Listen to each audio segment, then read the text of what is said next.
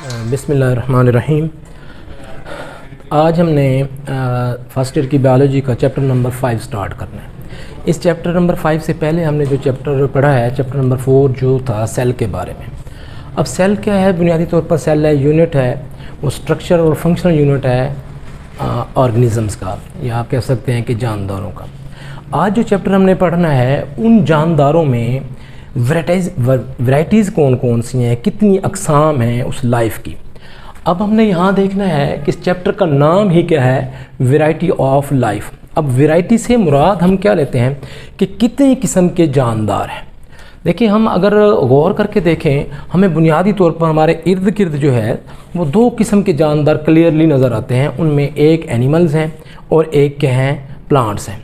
अगर हम एनिमल्स और प्लांट्स को देखें तो हम एक आम सी सादा सी क्लासिफिकेशन करते हैं कि जो लोकोमोशन शो कर रहे होते हैं उनको हम एनिमल्स कह रहे होते हैं, और जो लोकोमोशन या मूवमेंट शो नहीं कर रहे होते, as a whole organism move नहीं कर रहा होता, उसको हम क्या कह रहे होते हैं, प्लांट कह रहे होते हैं। ये बड़ी सिंपल सी क्लासिफिकेशन है, लेकिन ये जस्टिफाई नहीं करती तमाम बायोलॉजिकल एस्पेक्ट्स को।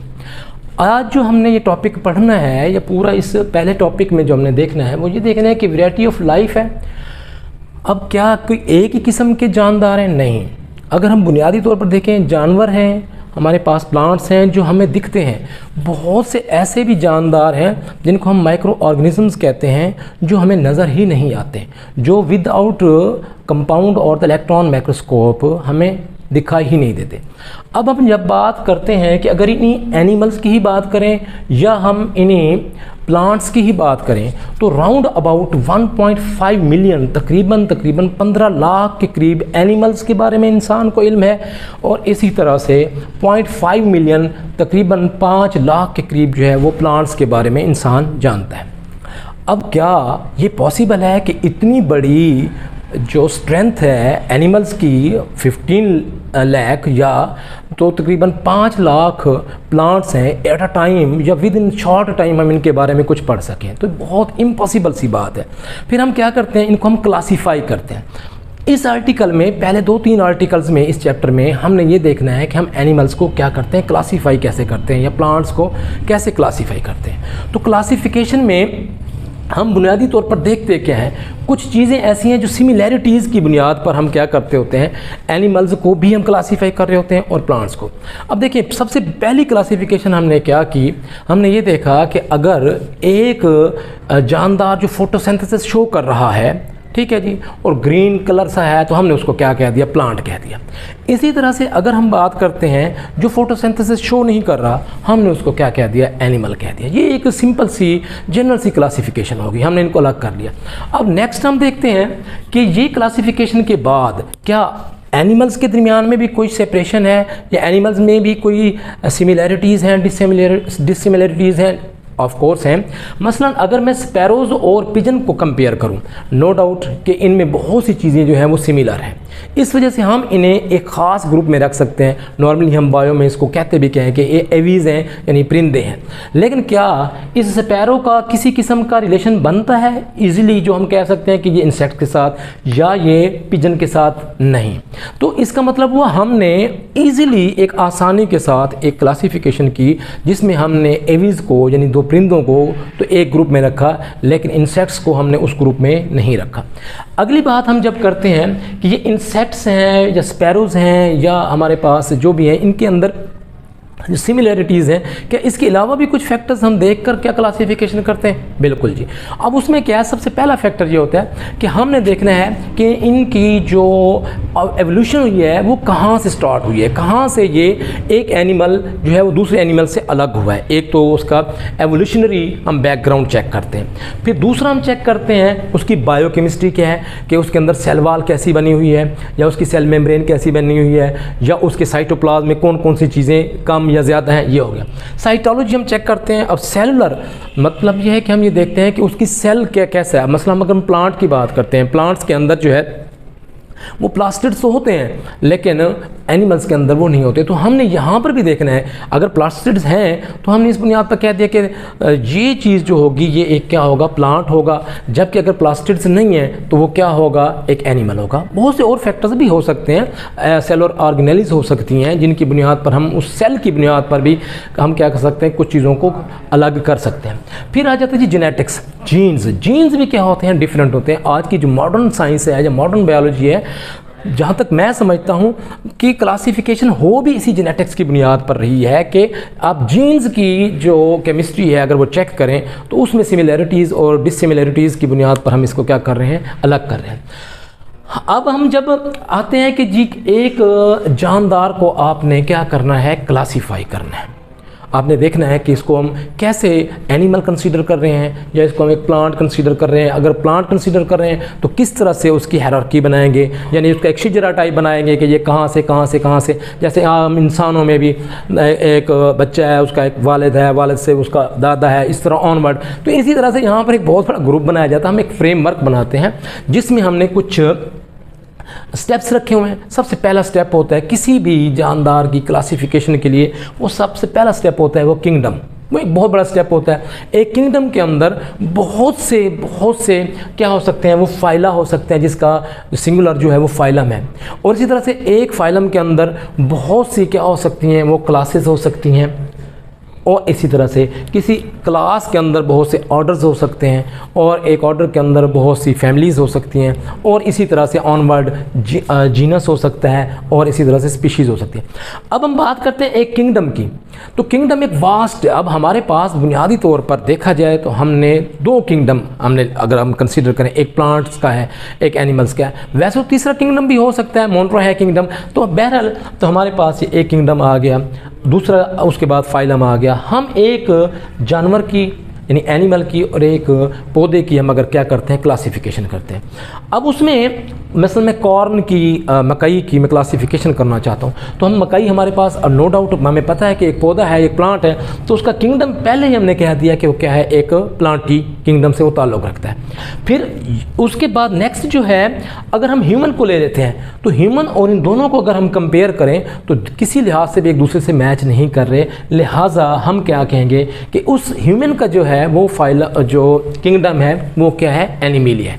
तो एक का किंगडम जो है वो क्या है, एनिमिलिया है, जबकि दूसरे का जो किंगडम है वो क्या है, प्लांटी है। अब हम फाइलम लेवल पर जब आते हैं उससे फर्दर, अब प्लांटी के अंदर कई किस्म के फाइला हो सकते हैं। उनमें मिसाल के तौर पर यहाँ मैंने ट्रैक्योफाइटा, एंथोफाइटा भी इसको कहते हैं। इसके अलावा ब्रायोफाइट्स भी हो सकते हैं, ये ब्रायोफाइटा हो सकता है हमारे पास फाइलम। अब हम नेक्स्ट अगर आते हैं हम कॉर्डेट्स की तरफ। अब कॉर्डेट क्या है, ये ह्यूमन का क्या है जी, ये फाइलम है। क्या एनिमिलिया के अंदर कॉर्डेट्स के अलावा भी हैं जी, बहुत कुछ हैं जी। आर्थ्रोपोड्स हैं, सिलेंट्रेट्स हैं, इसी तरह से प्रोटोजोन्स हैं। तो ये बहुत से फाइला मौजूद हैं। अब हम बात करते हैं जी क्लास की। एक फाइलम के अंदर कई क्लासेस हो सकती हैं। जैसे हम कॉर्न की बात करें तो इसकी जो क्लास है वो एंजियोस्पर्मी है। क्या और क्लास भी कोई हो सकती है प्लांट्स में? हाँ जी, जिम्नोस्पर्म्स हो सकते हैं वो, यानी एंजियोस्पर्म्स वो प्लांट्स होते हैं जिनके अंदर बीज जो होता है वो फल के अंदर होता है। मतलब आप मैंगो ले लें, इस किस्म की।